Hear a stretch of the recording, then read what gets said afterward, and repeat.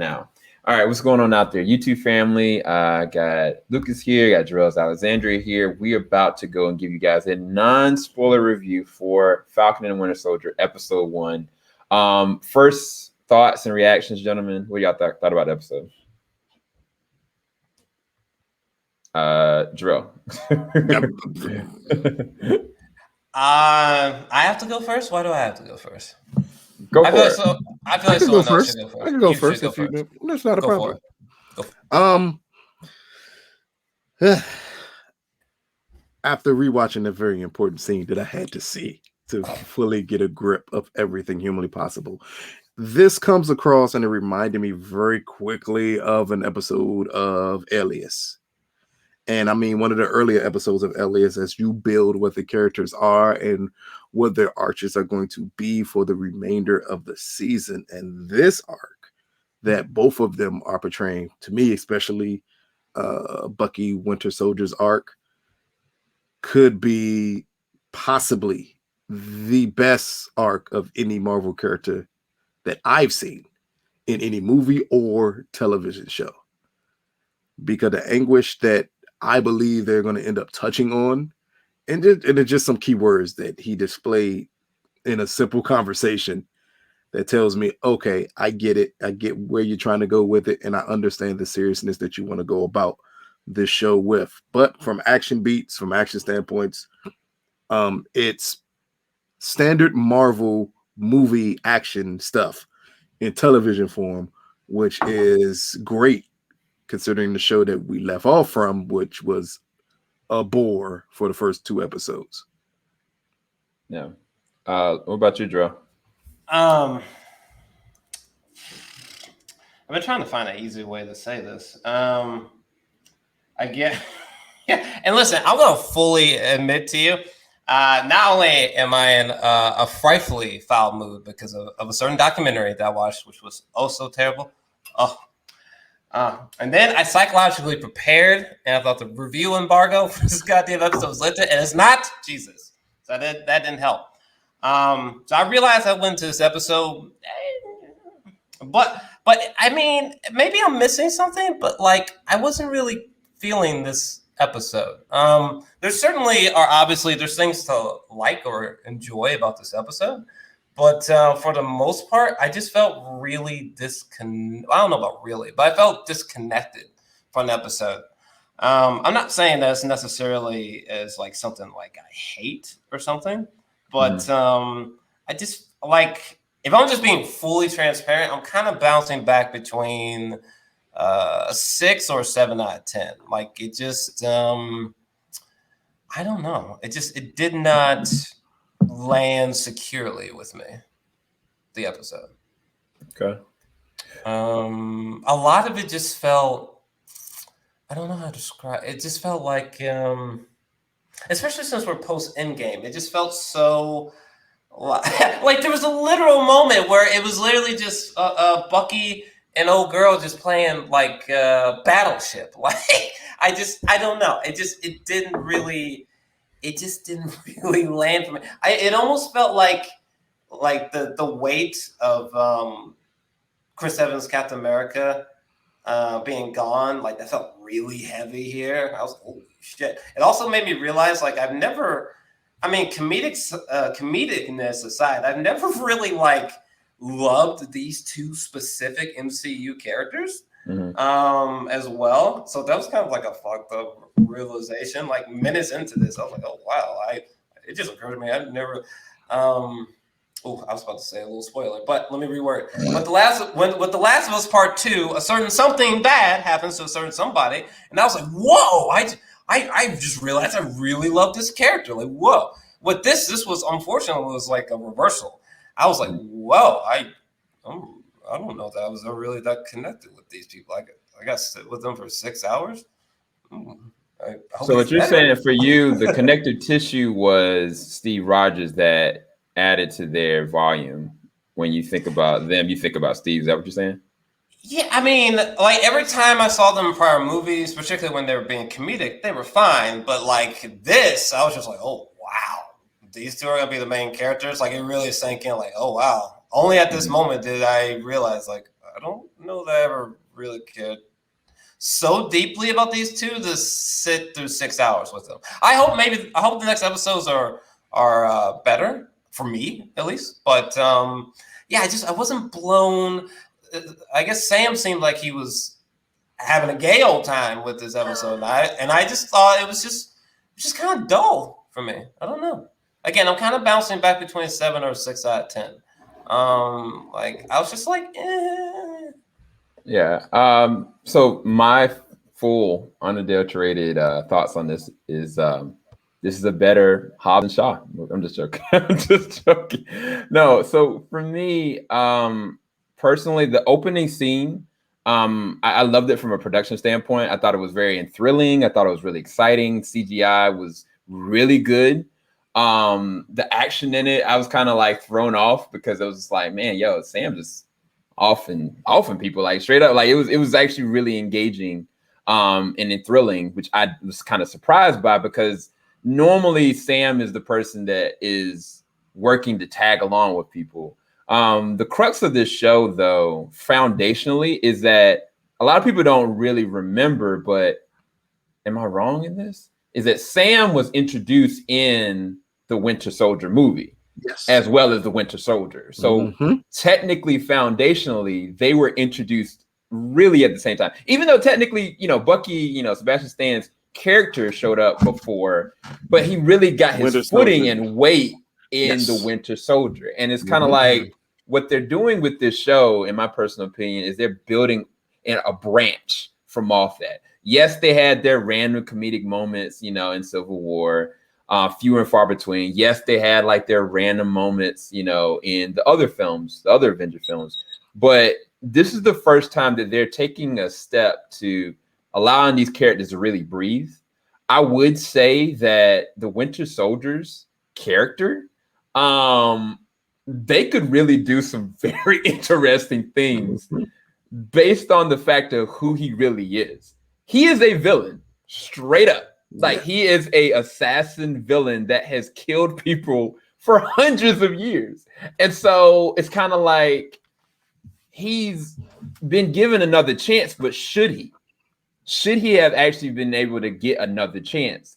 And I think that initially I kind of went into this, show really kind of just like, I don't really care about a battle for the cow situation. Like, I know the comics in our incarnation had multiple different people, take up the mantle of Captain America. Matter of fact, there was somebody with the Super Soldier Serum before that. I hope they go into that in this show. But the reality is that this isn't just about either Sam or the Winter Soldier, walking into this line of being Captain America. It's like them trying to understand who they have to be now.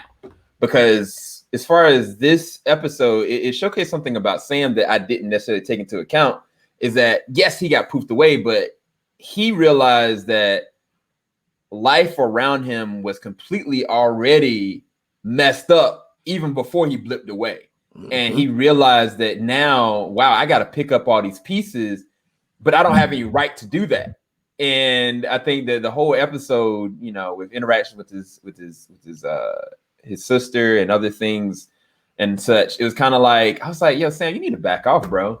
Like, one, you afraid to be what you're supposed to be. You got a responsibility to do something, but now you're trying to tell everybody else what needs to be this. And I was like, bro, just back off, bro. But I was okay with Anthony Mackie's performance. I mean, it wasn't anything special necessarily to me, but it was good to see him just kind of breathe for a moment, because the only moment that I've had with Falcon that I've really enjoyed was in the Winter Soldier, when he went in, was shown as a person that took these veterans through this rehabilitation, when he had these close communicative conversations with Steve that Steve benefited from, and I think that if they can draw that character out, I think that there could be something there. But I will say that the moments that you kind of did like, Jarrell, with with the Winter Soldier kind of just like randomly doing these minute moments of like humanity, there's a caveat to that, because there's like this there's this there's this weight underneath all what he's doing foundationally that's going to crumble eventually. And I'm just waiting for it just to burst. I actually, I feel like by the end of this, I don't know what his character is going to be. Because I initially was kind of like, okay, either one of them can kind of pick up the mantle. We're going to have some funny laughs or whatever. But no, I did mean what I said, technically a better version of Hobbs and Shaw, because Shaw was supposed to be the big villain and Hobbs was kind of like this broken, like anti-hero. This is a better version of that, technically. I was joking, but I was also being serious. But I didn't have that much problem with it. I actually was really thrilled and engaged for the most part. I do think that there were some moments that were just kind of unnecessary, but I feel like the benefit of this versus it being a movie is that we kind of get to see this kind of build out. And I know it's going to be 10 times more action than WandaVision, so I'm going to have fun with it either way. See, but even if you didn't build out the action, because I didn't need the action. To me, especially with Sam, Anthony Mackie's character, one, the point that Marvel has decided to touch on him having a family, two, bringing up being a black man having a family in any aspect is a feat that I never would have expected Marvel to even attempt to touch. I was kind of surprised that they were going to do that. Yeah, but it's an amazing thing to touch on. And it's something that they're going to have to touch on in this show because that's going to play a highly important thing for Sam. And again, for Bucky, of him attempting to make amends for something he can't make amends for. Like, he has a horrible past. And if you play that up the proper way, it's going... You don't know which direction he's going to end up going into then. Yeah. Because, again, to me, a simple conversation showed just how fragile he is. When he attempted to tell a doctor all he wanted was peace and she said bullshit, I fully understood what she meant by that, because that's not what you want. Nobody who's been in war, a soldier, in any form of battle, peace is not what you want. That's the last thing that you want is peace. Yeah, there's a show that I love. What you want is understanding. And that brought me to some of the moments I remember from Homecoming on Amazon season 1 with Julia Roberts, when she's having conversations with these soldiers and these soldiers are talking about their experiences and those soldiers thinking, I just want to be in a peaceful place. And it's like, no, you don't want to be in a peaceful place. You want to learn how to cope and deal with the things that you've done. That's not peace. That's not what you're looking for. And that's what the most interesting part for me of this show, because that means that it's possible that they're going to take this show at a place that I don't think it's possible to do in a movie. Yeah, there's a show that I really love called Sherlock with Martin Freeman and Benedict Cumberbatch. It's where I actually was introduced into Benedict Cumberbatch personally. And one of the first episodes, it kind of showed that Watson was a medic in the military. And so when the episode starts, like he's going to therapy and, he's kind of going, and he just can't stop shaking. And by the end of the episode, like he finally has this moment where he interacts with Sherlock Holmes. It was like a life or death situation. And like, he goes back to the doctor and the doctor's like, wait, you're not shaking anymore. What's going on? He's like, nothing. I had a really high stress situation. He was like, oh, okay. I know what's wrong with you. It's not that you are, traumatized, but you want to still be in it. Like you still are there and you're antsy because you feel like you should do something, a call to action. And the difference with that situation and what Bucky was an assassin. Like he was straight up murking people, and he was used to murk people, and he was okay with it for a long time up until he saw Steve. And now that Steve is not there, and this is the other thing I was going to say. We can't spoiler around it, but I mean, this is a spoiler discussion, though, right? I don't even know. Yes, this is a spoiler discussion. At this point, I'm not gonna hold back because there's certain things that need to actually be discussed. Yeah, I'm kind of struck by I don't know. Like I feel like I'm struggling to think of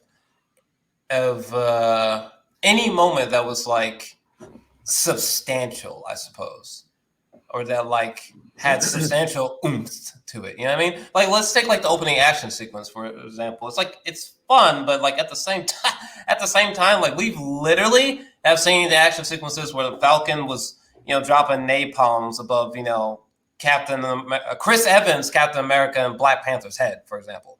Like it just like there's nothing that happened in this particular action sequence that's like exceeded expectations or like stood out or that was iconic. You know what I mean?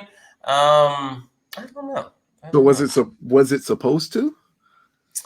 Because I don't know if it was supposed to, but I'm just telling you that I would say the goal of this show is to get much closer to the format and tone of Winter Soldier. So so after Winter Soldier, that is not the goal of this show. This show wants the Winter Soldier's tone, which to me is it's closer to extremely seriousness in everything you do. This ain't meant for comic moments, comic relief moments. Even the little scene with Bucky and a young woman.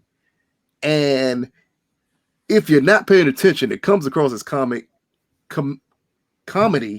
what they do on their date until you realize this is literally someone who's not had human interaction besides killing people for 100 years.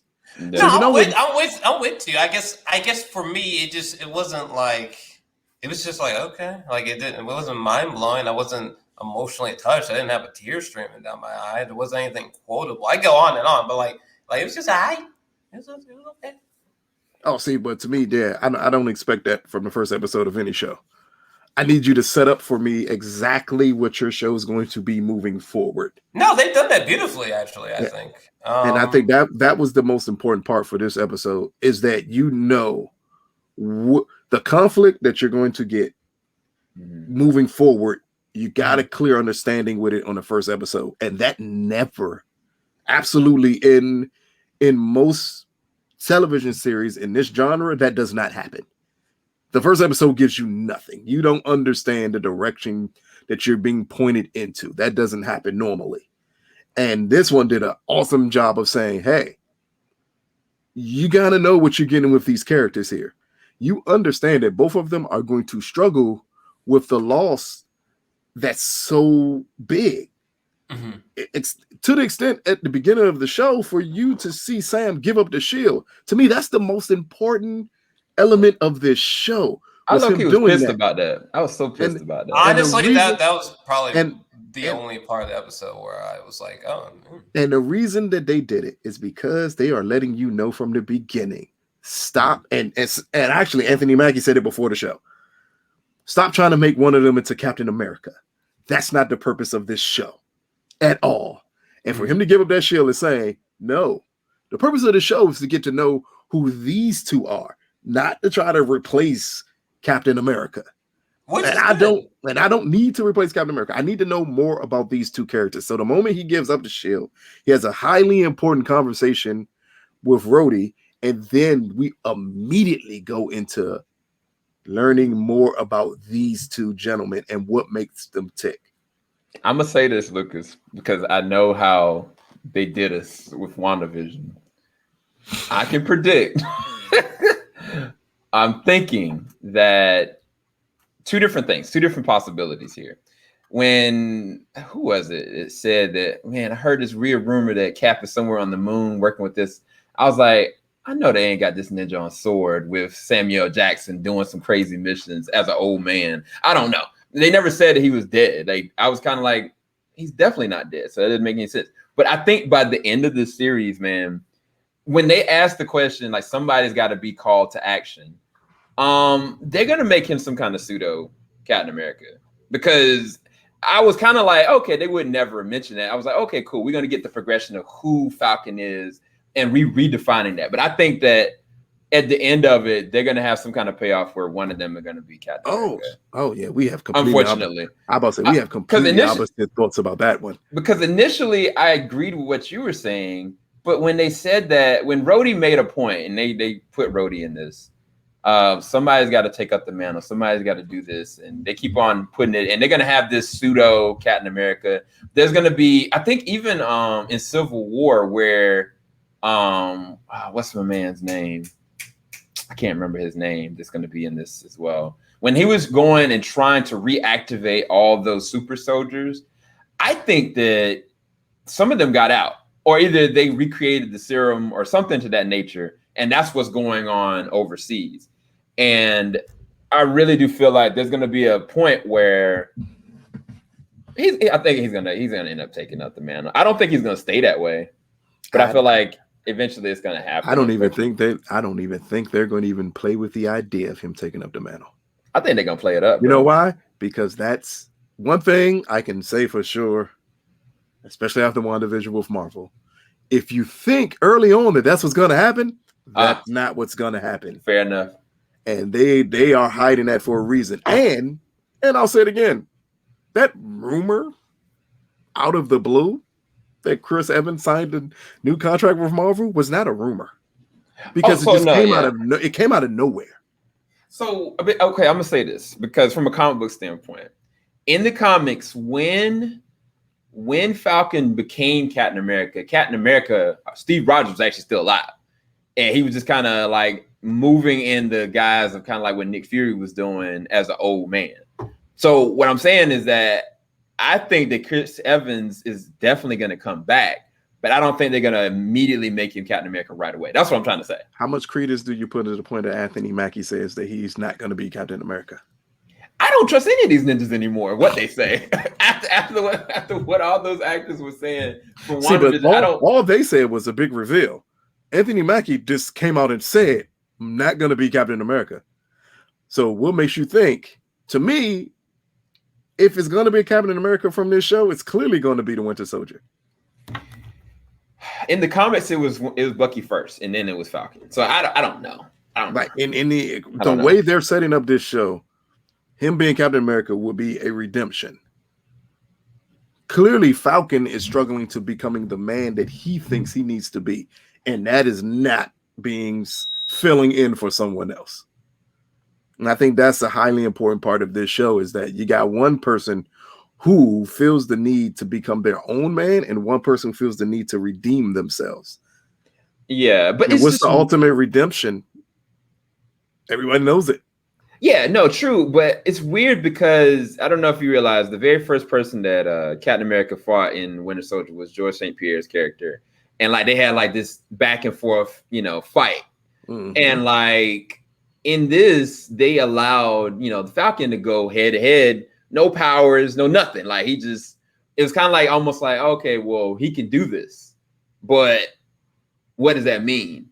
Like, can he be better than Cap, or is this a misdirection, sir? I know a misdirection when I see one. I know, but I don't know. It's just subtly there in the back. Keep in mind, they're doing everything humanly possible to allow you to understand that Sam needs to be his own man. They are letting you know that up front in the first episode. From the whole conversation with his sister, like that's the whole thing about her bringing, when he said, when they bring up their father dying, and he says, "Oh, we're going to bring that up. I knew you were going to bring that up." And she said, "You ran away because you didn't want to come here and deal with this stuff." That's normally a setup saying that Sam has to learn how to deal with the things in his life to become the man that he thinks he needs to be. While Bucky, on the other hand, is attempting to redeem himself from everything that he's done. And in all honesty, if he's going to redeem himself for everything he's done, the best way to redeem himself is to take over the Shield. If they're going to have one of them do it, it would be Bucky. At this point, I'm almost 1,000% sure of that. I don't know. Jarrell, what's your thoughts when we're talking about? Wait, Jarrell, you still there? Oh Lord, I think we lost Jarrell. No, I'm still here. Sorry, I haven't told the mute button. But sorry, what was your question? No. What we were going back and forth riffing on about like the legacy and kind of like the subtle hints that are there, possible misdirections. I do agree with Lucas that I think that they're trying to get to this Winter Soldier-esque situation foundationally, but I don't know what's at the end of the day though, Lucas. What is this show going to amount to though? Yeah, I see. Oh my God, maybe it's a good thing. Maybe it was destiny. I wasn't supposed to talk about this episode tonight because I feel like a lot of people have been angry. I want to say, according to Kevin, it's a bigger impact for the MCU moving forward than WandaVision was supposed to be. Oh, Jesus Christ. And for the record, I loved WandaVision, so I'm not sure what's up with these two, but I loved WandaVision. This is supposed I to come don't before know. WandaVision, right, Lucas? Yes, this was supposed to be the initial show Interesting. for them. So I think when you pay more attention to him saying that some of the things that happen here are going to have consequences in the MCU moving forward, Mhm. with this supposed to have been the first show, it would kind of make more sense. Like WandaVision was supposed to set up a movie that we know about. And to me it did, because she's going to be the villain in Doctor Strange 2. But Yeah. I think this was always the more important show for them. It's just weird because not Bucky. Falcon was talking to the soldier dude about like something along the lines of like, yeah, old friends have now become like enemies or something like that. Who else are they talking about besides Wanda that's made that turn like that? Wouldn't you like to know, sir? No, I'm serious. I mean, I'm trying to think about like right now after Endgame, who is one of the people that are good that turned bad? Like who is if it ain't Wanda, then who else is it? And amazingly, also Kevin Feige actually said their idea is to extend this one to a second season, which is this is the only show that they've ever said that about. I hope they do. And this one's only 6 episodes, is that right? The season? Yep. Every one of these Marvel movie based ones are 6 hours. Interesting. Yeah, but it's like 45 minutes versus 20 minutes. Yeah, I mean, I would love to sort of speculate about, I guess, where they're going with Falcon and Winter Soldier, but like this episode, it didn't connect to me in such a way that like until I see an episode that makes me feel entirely different, I don't care too much about the speculation. That being said, though, to be fair, prior to WandaVision and Falcon Soldier, I was not one of those people that was like, oh my God, WandaVision, like, oh my God, Falcon and Winter Soldier to show. Oh my God, I was not one of those people. So take that with a grain of salt. Audience. Okay, so again, there's just more information because I'm looking it up as we're talking here. What's that? And just because Kevin Feige recently did interviews about this show. Oh, sure. And he said there are characters and ideas for multiple seasons, but the characters will reverberate amongst multiple projects in the MCU based off of Falcon Winter Soldier. And he said, I can't go into details without it being a lot of spoilers. Okay. And the head writer of the show said he teased the importance of this show as it pertains to future MCU projects. So that tells me when they made this, when the idea before the pandemic hit that this was going to be the first show, that this possibly was what we kind of thought WandaVision would be. This may have been the launching point for a lot of things moving forward in stage 4, while WandaVision was the launching point for Doctor Strange 2 only. So, well, as far as like my closing thoughts on the episode, I think there was some really engaging writing and ideas of setup to where the season is going to go. I didn't really have that many flaws with it. I actually really kind of the moments that were kind of cute.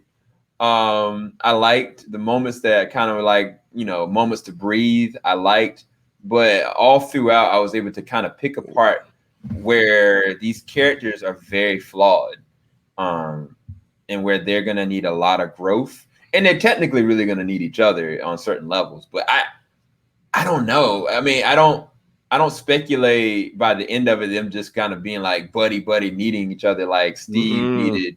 I don't see that. I don't see them ending on that note. But I'm all for the ride.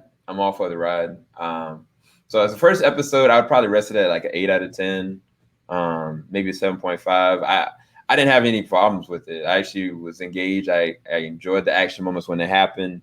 I'm more intrigued.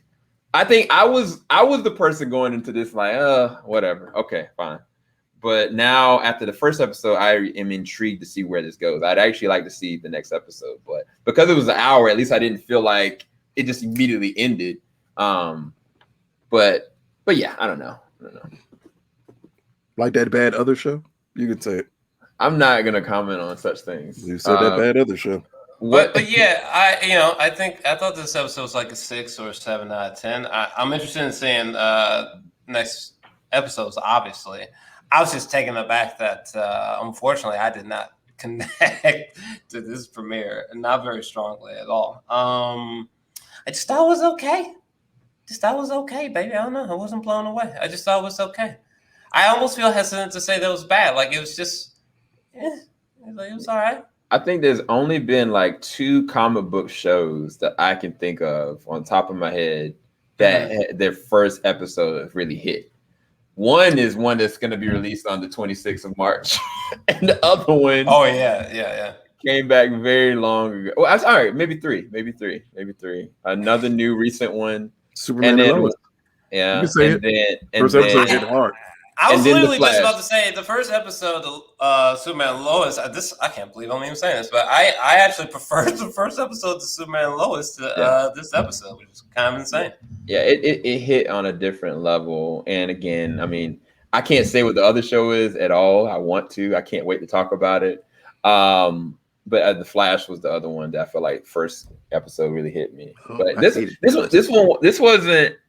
this wasn't that, but I think that there's enough intrigue here that I'm kind of like, I'm engaged enough to want to see where it goes. That's true. It does feel a little short. There was a moment that I got to the end of this and I was kind of like, did anything substantial really happen necessarily from the narrative standpoint? I questioned that.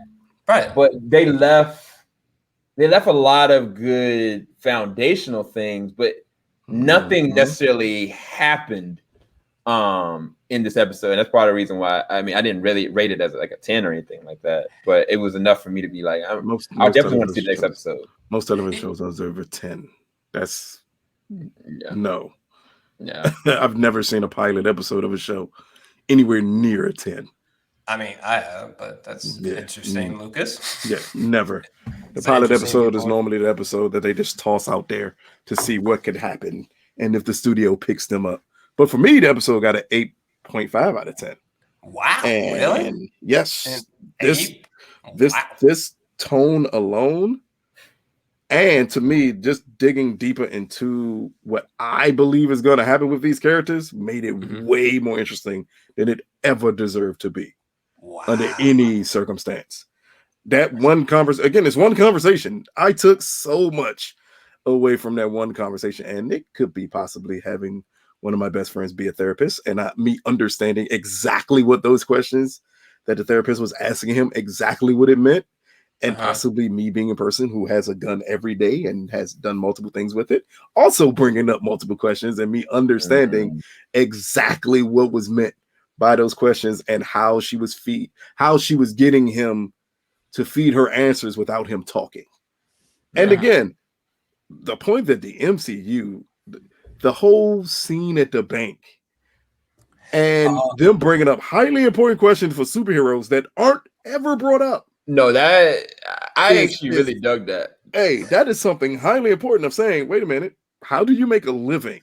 So ironically, I was just about to say that one sequence was one of the sequences that I had the most issues with, because like literally, like if somebody, like, I don't know how to describe this, but like there's just something about the execution of that scene where, like, some of the jokes were adorable, some of the depths they were trying to hit, fine, whatever, but like it just felt very formulaic.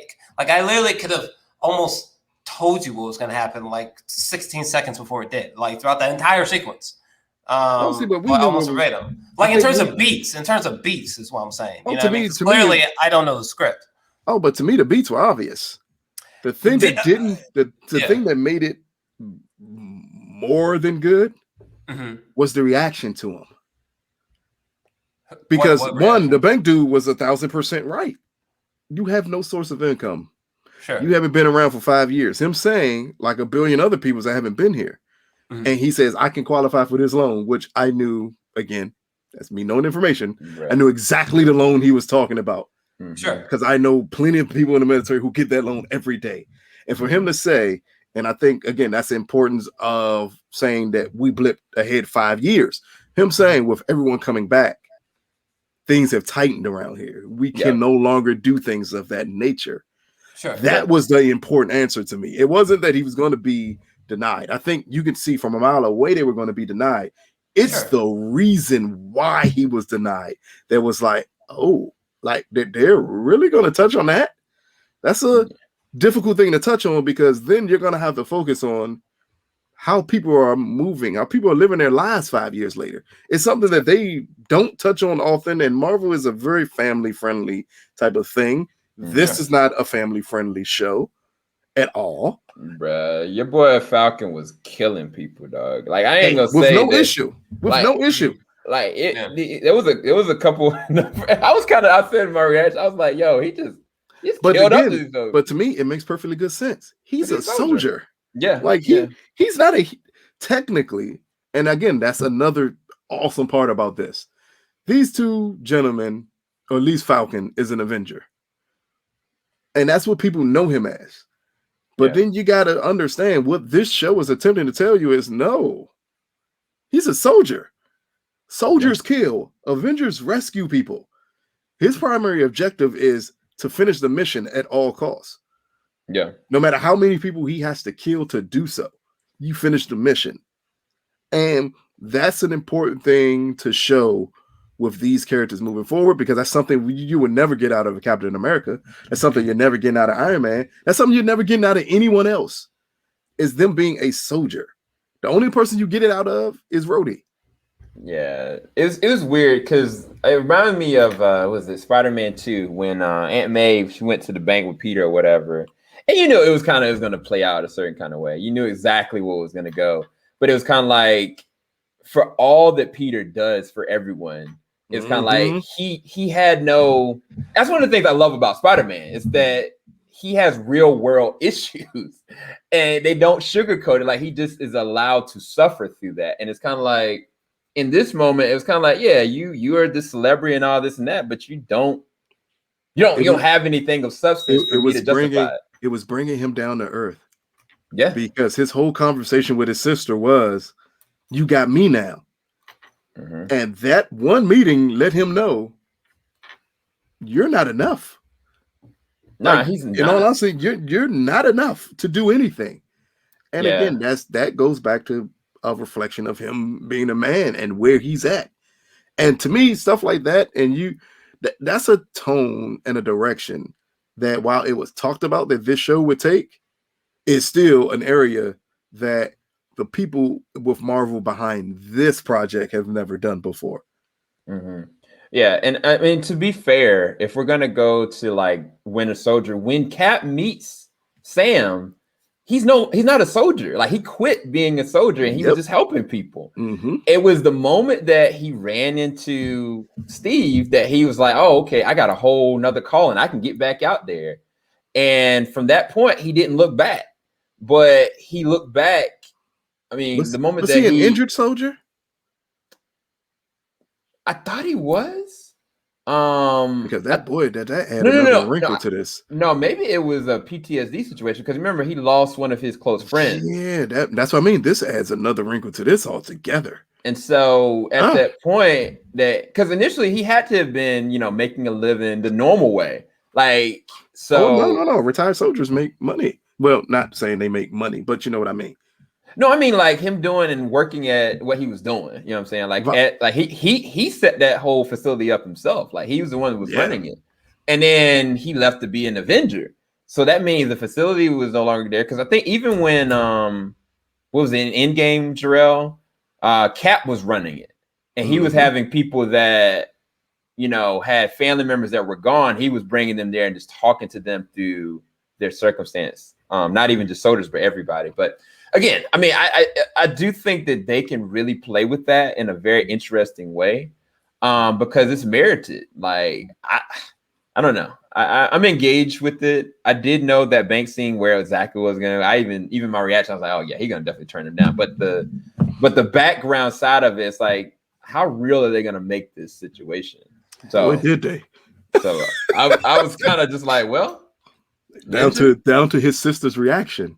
Bro, he was a jerk for that, though. Hey. Like, low-key, when they left and she was like, you really gonna sit there and stick me with this? You know full well that we can't do this. He's like, yeah. I was like, Ninja, bro, I would, like, for real, if that was my cousin or my brother, I would be like, yo, we gotta it's a pride moment.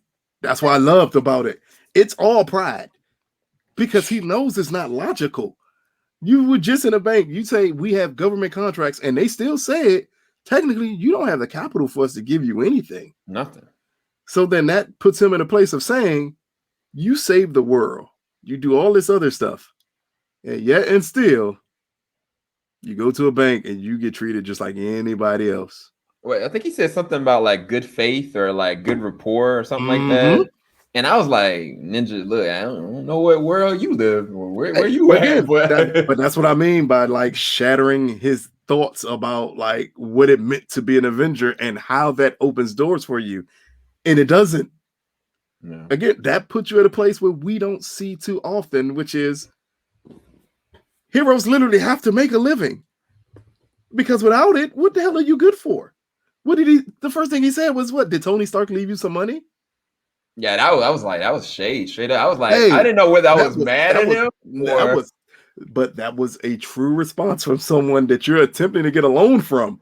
Of saying, did Tony Stark leave you money? Because other than that, I don't know what to tell you. Yeah.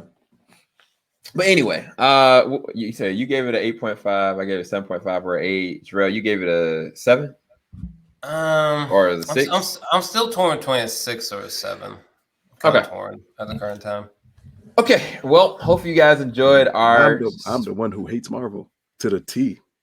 I mean, but this isn't. This is the thing. This is like not Marvel. Though. This is as close to the Winter Soldier as I'm gonna get.